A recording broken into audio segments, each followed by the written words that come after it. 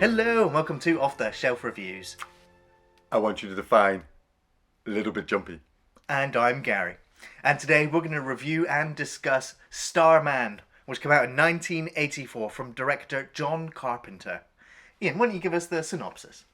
Well, the story follows Jeff Bridges' character, Starman, who has taken it upon himself to come to the planet Earth after being invited.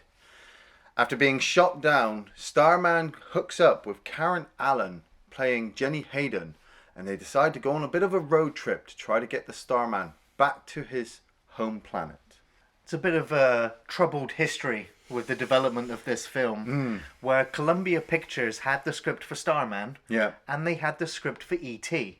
And they were like, well, we're only going to make one of these Alien Visitor movies, so we'll make Starman and we'll give E.T. to somebody else. Don't care about E.T. I mean,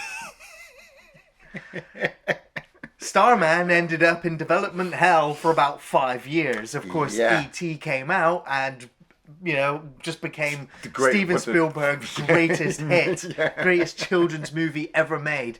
Starman had finished filming and Columbia were just like, let's just put that on the shelf and never release it. And it was literally years and years later before the film Ouch. actually came out. John Carpenter was like, I made that film for you. Like, where'd it go? Yeah. Are you going to release it ever? And John Carpenter was, he was a studio director now. Yeah. The Thing was his first studio movie, and it didn't really do very well. Not And against so- going up against E.T. Especially, yes. And so he kind of made Starman as like a way to secure his relationships with Hollywood, because they would a bit soured after the flop that was the Thing. Yeah. Well, we say that though. I mean, it was just bad timing. That's what I've always kind of looked at with John Carpenter's career. When you look at certain films, you're like, he's going up against this, and in hindsight, that was going to be greatest movie. I mean, going up against E.T. at the same time, if you just moved the Thing a couple of months, maybe to the winter period when it was colder, you'd have had a Halloween maybe success. But with that, and then suffering from the backlash of that, and then having Starman come out, which, in fairness, is just another E.T. movie.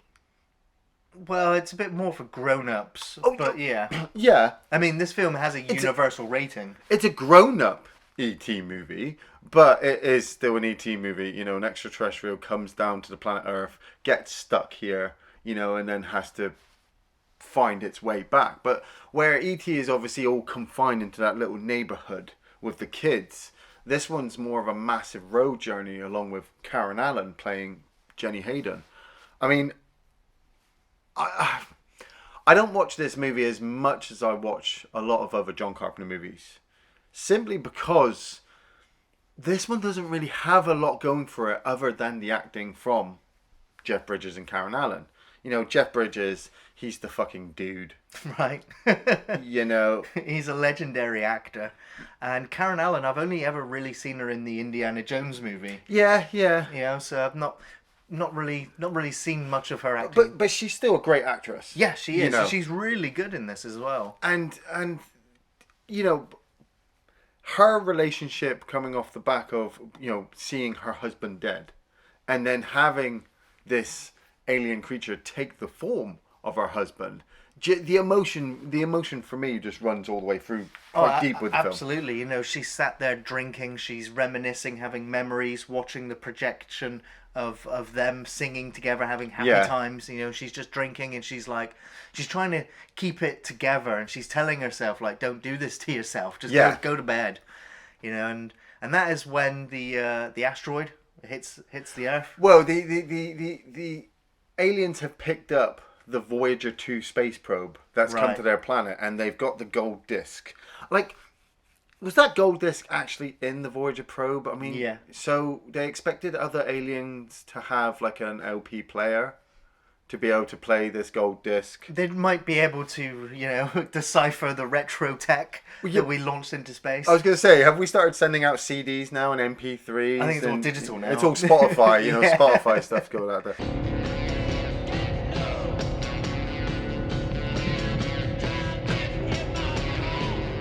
But the thing is, the song that we actually sent out there was Johnny Be Good, Yeah. not Satisfaction. Ah. So, But the alien, yeah, he's come to Earth now thinking, oh yeah, I've been invited. You know, the UN have told me to come. And he gets blasted out of the fucking sky 5 minutes in and crashes right near Jenny's farmhouse.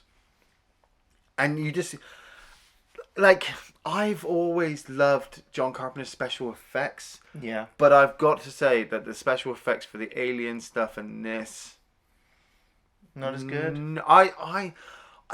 it just feels fake. You know, when you see that little light come out of the spaceship, Yeah. you know, it just seems superimposed. You know, it's not practical. And especially when you see it flying across the lake and every now and again you get that horrible scanning kind of noise.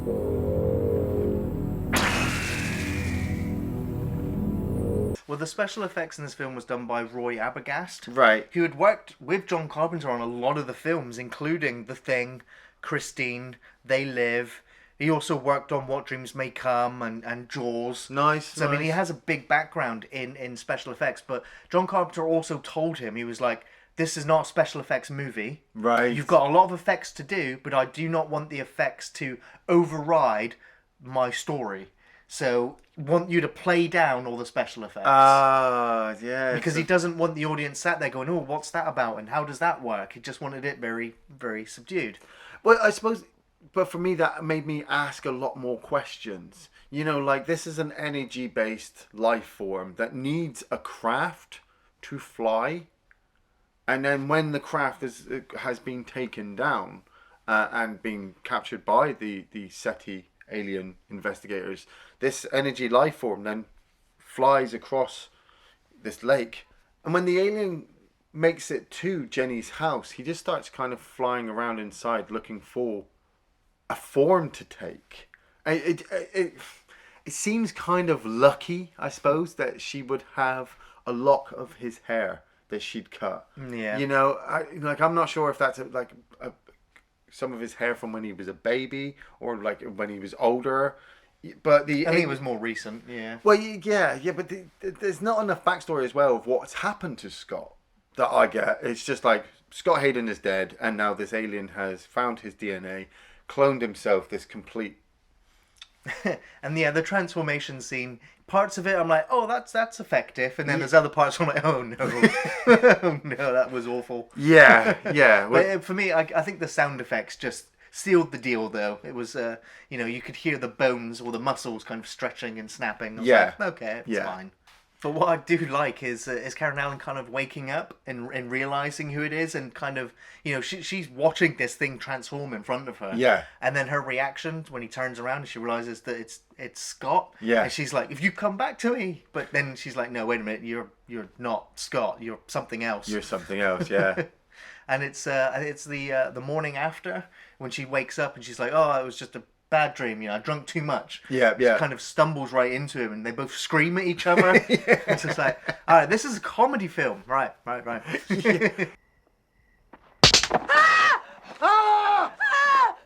We also follow Charles Martin Smith playing Dr. Sherman, who's been assigned the investigation to find out what's been going on by his boss, the head of SETI.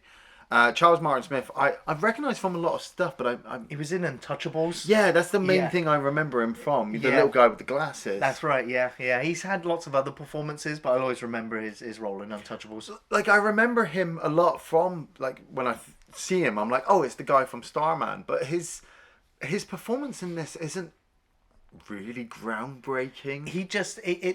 He comes across as a nice guy who wants to do the right thing for the purposes of, you know, of knowledge, of discovery. Yeah, but he's also always 2 steps behind. Yeah. And so, and like all the way through the movie, he always seems like 2 steps behind them. So, like, we're always catching up to him after the people have left. And we already know what happened there. So him coming along and then just explaining to us again just seems like, oh, okay, it's a chase movie. Yeah. But then sometimes the pace does slow down when we go back to Jenny and Scott while Jenny's trying to explain to him how the world works. Right.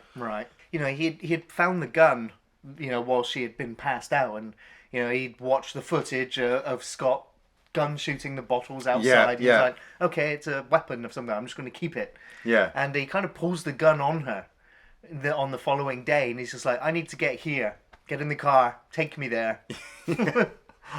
So he kind of kidnaps her.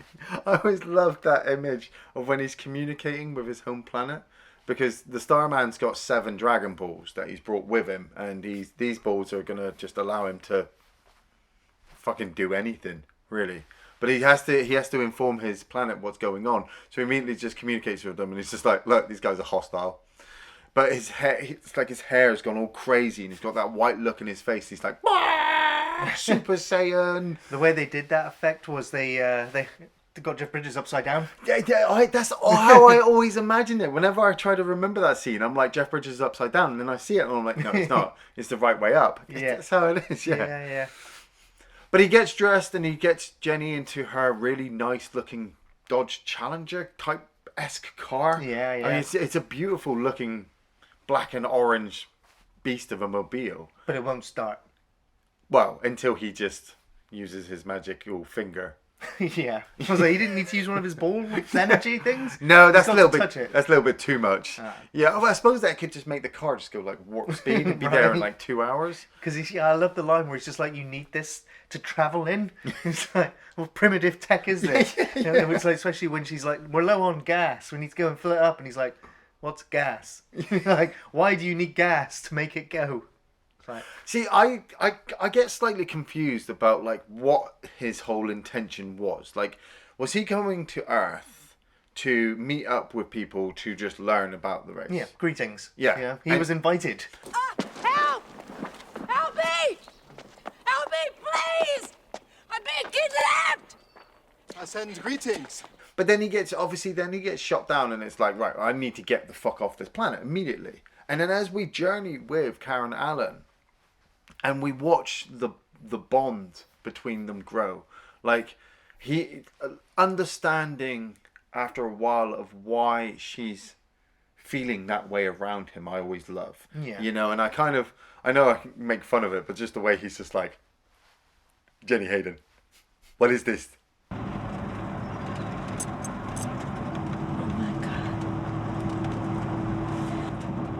I look like Scott.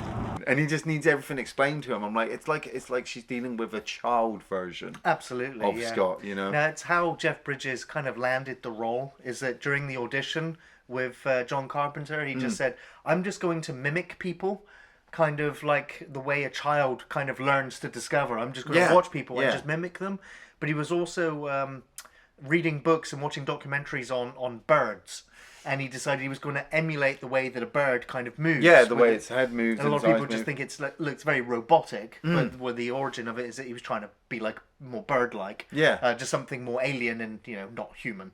That's it. He does seem like he's in shock or taking into account everything that's going on. Like, you cannot leave this guy alone for 5 minutes because he will just up and go and be like, oh, what's that over there? Yeah. So they decide to stop for food because now the Starman has Scott's form. He is still human. Yeah. You know, he still suffers from tiredness and hunger like everybody else. So Jenny and the Starman stop at a diner. But Jenny, she at this point, she doesn't feel scared of him, but she doesn't want to be around him either. Well, yeah, I mean, he's still got her at gunpoint. So. Yeah, but she's able to leave because while they're sat there talking about food and ordering the food, she's explained to him how the credit cards work, you know, and explains to him how he's going to have to get gas and how he's just going to have to drive. Like she could just up and go at any point, and he's not keeping her with him by force. Yeah. He's just distracted by everything else, but he's massively also distracted by a deer that he sees as being killed on the front of a hunter's car, and while Jenny has left him alone for 5 minutes, he goes outside and uses one of the balls to bring it back to life. He, you know, it's kind of a weird thing going on there because I'm like, it's really nice that he's brought this deer back to life, but in realistic terms, that thing must have been like shot or hit with a bow in a vital organ area, you know. And now the Starman's just like completely healed it and just sent it off. Off you go. Like, that deer's probably thinking, like, holy shit, am I a zombie? You know, I just come back, am I alive? I'm not sure. Well, I just put it down to the fact that he can only revive the recently killed, like not decayed corpses. Yeah. But yeah, the deer hunter kind of comes back for him. Do you recognise the deer hunter? No. That's Ted White, who played Jason Voorhees in Friday the 13th, the final chapter. Oh. He did seem very imposing. Yes. Quite scary. Yeah. And it breaks out into a fight. Yeah. Where Starman literally just gets pummeled. You know, he's never witnessed a fight. He's never experienced a fight. You know, he explains later that his civilization has reached that point where there is no infighting. Kind of everyone is almost equal now. Yeah. And so he just gets pulverized. And Jenny was about to leave. You know, she had gone to the waitress. She was like, you know, where's the bus? You know, can you give all these things to that guy over there? I'm going to get on the bus and go. Yeah. But she sees what's going on and she comes out, grabs the gun and just fires off warning shots and gets rid of them. Yeah. It's where she starts to really start to fall for the Starman. You know, she's not only in love with the fact that he's Scott, but now she's starting to fall in love with whatever this being is, because he doesn't want to hurt anybody. He just wants to be friendly and have greetings. He's coming in peace, and all he's gotten since he's gotten here is treated hostile. Yeah. You know, and so in a way she's kind of trying to protect him now as well. And Sherman starts to pick up on this as well when he's investigating, because they escape in Jenny's car, and while, you know, listening to people's reports, he's like, well, she was driving and she saved him, so how does that kind of constitute as him kidnapping her? Yeah. So they're riding away and the police kind of give chase. They recognize the car and they chase after them, and it's at this point that the Starman pulls the gun while he's sat in the car. Yeah. And the police are like, they're armed, they've got weapons, and they open fire and they kill Jenny. Like, bam! You know, you see blood all up the side. I'm just like, well, holy shit. Yeah. But you know you already seen him revive the deer, so you're just like, well, I know where this is going. But I didn't see it happening this way.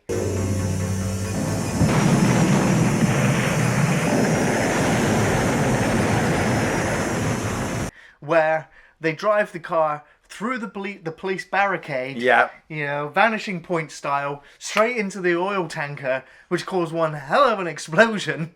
Yeah. You know, and then you see Starman walking through the fire, carrying Jenny's body, and they manage to get away because, you know, the big smoke cloud appears and then they're gone. Yeah, they just disappear. It's in a way, it's kind of they've been talking about love, hadn't they? You know, she'd been explained to the Starman why she was so shocked about the way he looks, because she was in love with Scott. It was kind of a funny thing because he's like, define love, and she defines it, and then she says shit, and he's like, define shit. Define shit. You know, so it's like he's not really taking it in, but he is understanding and listening to absolutely everything that she's saying. And so when you see him walking out with her in his arms, it's like he's starting to fall for her at this point. He is completely shocked that she's been killed, and yeah, he now has to use one of his magic wishing Dragon Balls to bring her back to life. And he leaves her, in that little home. Yeah. Because she's at risk being around him. So when she wakes up, she's like looking for him, and she needs, you know, information where he's gone, and he's heading to another police checkpoint. He's like 5 minutes away from being captured, and she jumps in that hot rod. It's a nice little car. I love that car in this movie, and it just bombs after her. They bomb after the checkpoint, and she needs to get the hot rod driver to cause a distraction, which, I suppose it's kind of far-fetched. You know, this guy seems really friendly. It's like, yeah, I'll drive you to this place where I have no idea where you're going, but, oh yeah, now I'll get this gas canister as well, and I'll throw it in the middle of the field and drive off at high speeds because you've asked me. Yeah. You know, it's one of the things that John Carpenter wanted to establish with this film is that, you know, most Americans are not evil, you know, assholes. Yeah, He wanted to show the nice people. And so, you know, when she just asks the entire restaurant for help, you know, somebody goes, I'll help you. Yeah. You know, it's like earlier on when she was in the restaurant with the lady who was like, yeah, I'll look after you. I'll do what you've asked for and tell you where the bus is. Yeah. You know, and after the scuffle, she comes out to check that she's okay. And then you have later on another restaurant scene where the guy's got the pies. Yeah, yeah. And he's like, "Would you want whipped cream with it? You know, you'll love these pies. My wife made them." It's like they're nice people, and you don't usually see nice people in a John Carpenter film. No, that is true. That is true. I mean, I do like the fact as well. Starman's getting a lift with Buck Flowers. Yes, in his car. One of my favourite scenes in the film, just because I love Buck Flower. Yeah, he's completely unrecognizable in this little sequence when you compare him to all the other times. He usually looks like a hobo. Yeah. But Jenny manages to grab the Starman from the checkpoint. They jump in the back of another truck, and they're just, there's just intermittent sequences throughout this movie of Jenny and Starman just driving and talking about certain things. You know, like in this sequence, they're talking about how Jenny can't have a baby. Yeah. You know, and so, like I said, the film's not action packed and can be quite slow in places, but it's also down to the viewer if you're really enjoying, you know, the character dialogue between Karen Allen and Jeff Bridges, because, you know, you start to feel emotionally attached to them. You kind of want the Starman to get home, but then you don't want him to. You kind of want him to stay with Jenny because she's alone. And so when they turn up at the train sequence and it's pissing down with rain, they get on board the train and Jenny starts explaining to the Starman about hypothermia, and earlier in the hotel, just before Jenny had died, he'd started to say about how he was feeling things towards her. You know, like he's inhabiting a human body, and he's feeling everything this human body feels towards things around him. So when he sees Jenny, they start to get it on, and wow, I forgot how long this sex sequence was.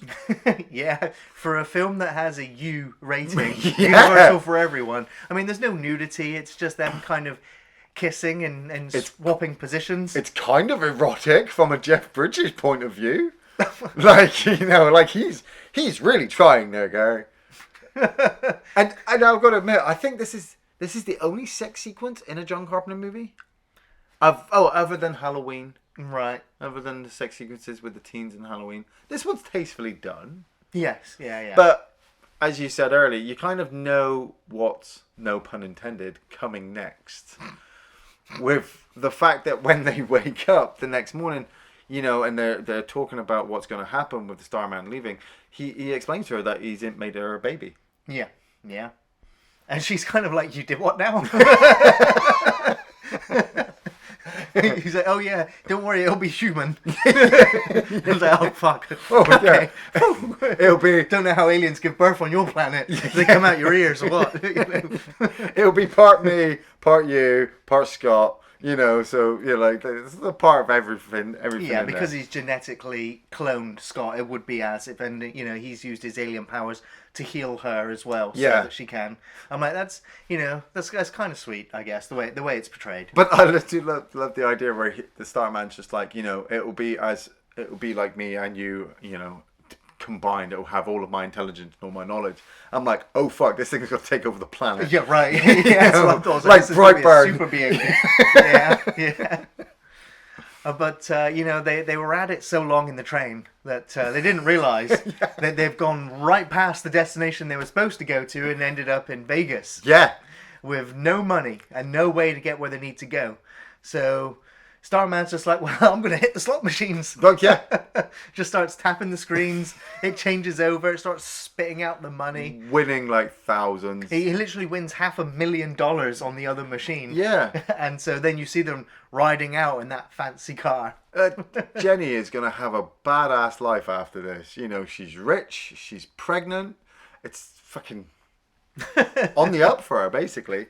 But Sherman's obviously, you know, finding out more and more information on where the Starman is going, and starts to uncover as well that the head of SETI actually, you know, was behind this plot the whole time. You know, they were going to plan to shoot down aliens as soon as they turned up, and now they want to capture him and chop him up and see what's inside him. But Sherman's just like unhappy about this. You know, he's kind of tried to be a rebel, you know, going against the man, but at the same time, his boss explains to him, like, where do you think all your money comes from? All your funding, you know? But his boss is a total dick, you know, the way he just like takes the cigar out of his mouth. Yeah, that was harsh. Just deflates him and just like, look, just go, you know, do work for me, or you know, you'll never find work ever again. Yeah, get me know? this creature. Yeah. Yeah, and it's just like this the evil scumbag corporation government kind of thing, and so he's sent out to kind of to do his job, but you get that moment where the police find them in the diner. Yeah. And they send him in to go and talk to them. Just also to confirm that it's them. And after a nice sort of conversation, he's just like, yeah, I'm just going to help you get where you need to go. Yeah. Screw my job. Screw the government. I mean, it's a thing, though. And predictably, you knew that was going to happen. Like, the Starman was so nice.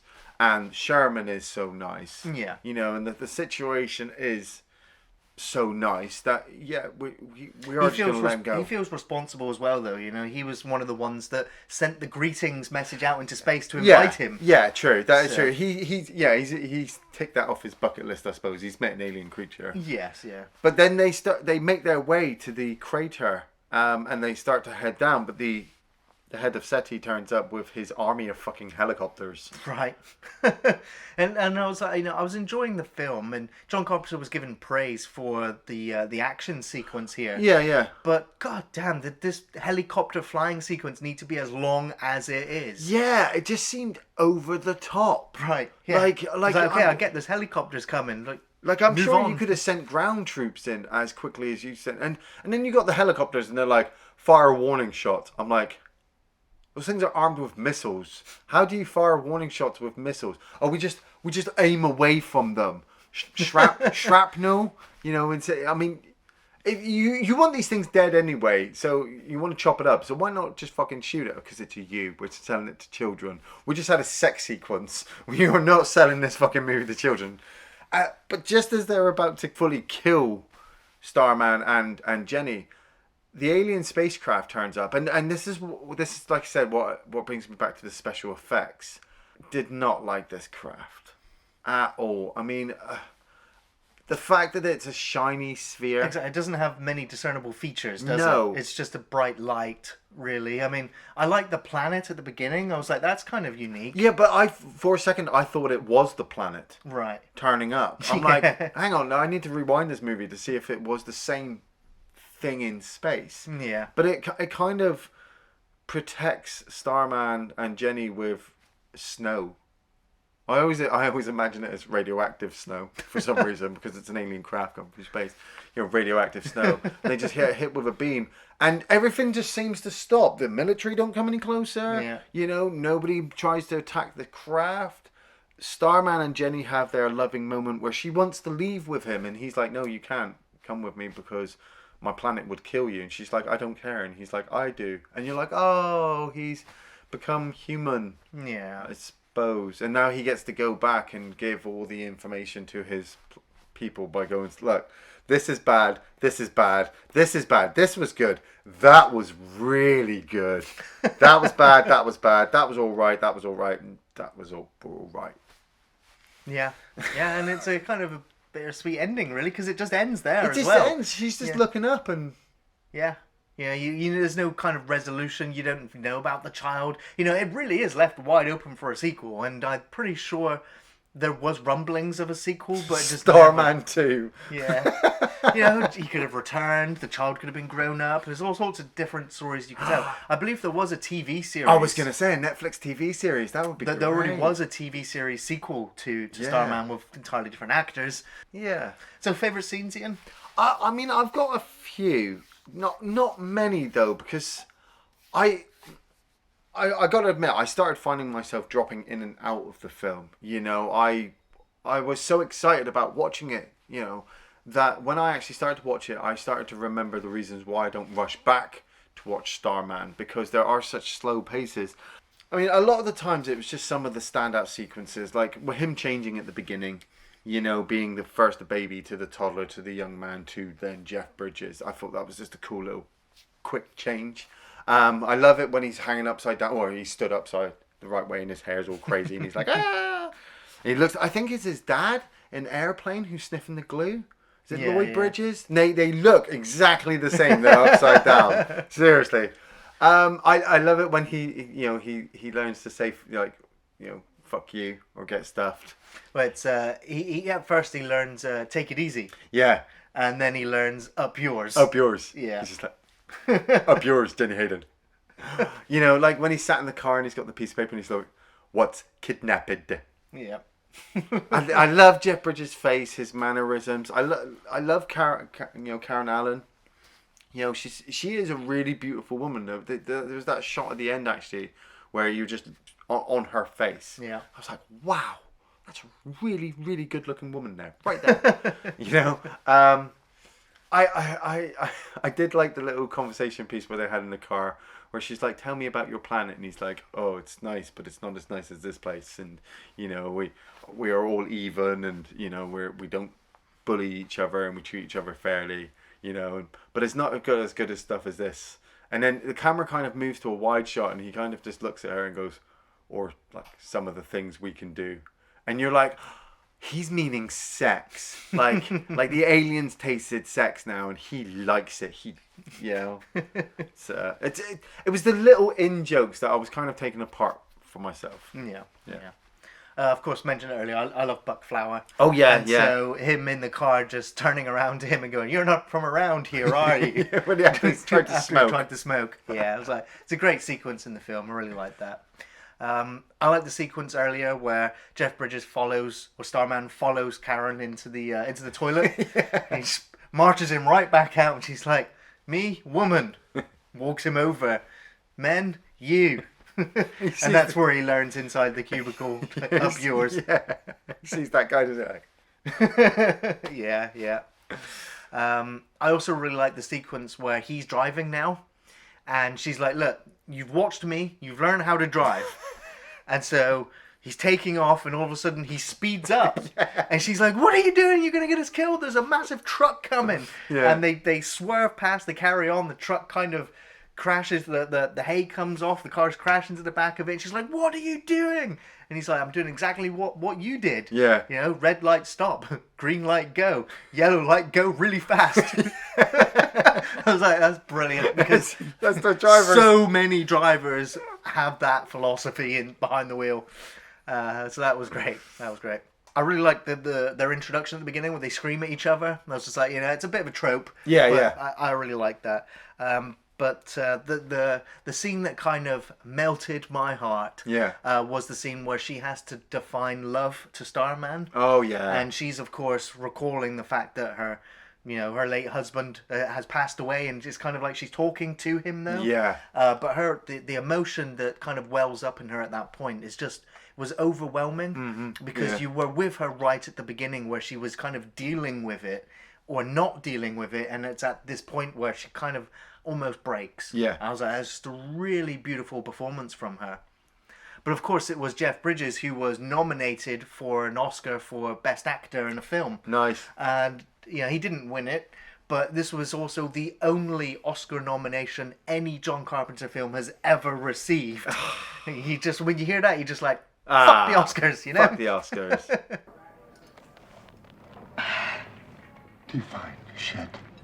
But I do recommend Starman, even though it's not what I expect or necessarily want from a John Carpenter film. It's very well made.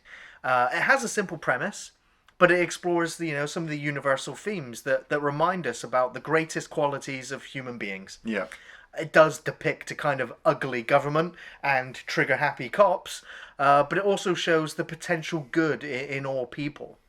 This is really a light-hearted adventure across America with terrific acting, nice comedic moments, and some interesting sci-fi moments.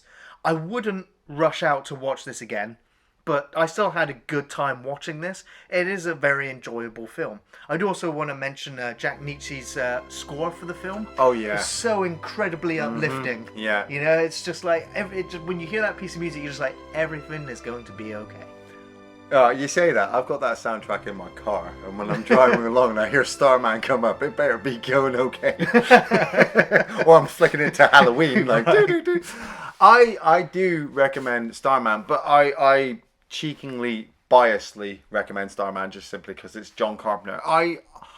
personally, I know it's not his best movie, but then again, it's not really his weakest. If you like E.T., you'll really like Starman, but you'll like Starman because of the opposites to E.T. E.T. is because obviously you feel like a kid and it makes you feel childish. Starman's got a lot of adult themes, and like we said, I wouldn't watch it with kids because there's a lot of things that happen in it that the kid might be like, "Oh, what's going on there?" And you're like, "Oh shit, now I've got to explain this to a fucking 8-year-old. I should have put E.T. on." It can drop in some places, but then it is brought back when you get back to Jenny and Scott, and Jeff Bridges' performance as the Starman is just absolutely brilliant. Karen Allen, like I said, is just absolutely wonderful to be around. And after coming off the back of The Thing, you get to finish up with Starman. Thanks for watching Off the Shelf Reviews. Dream, dream, dream when I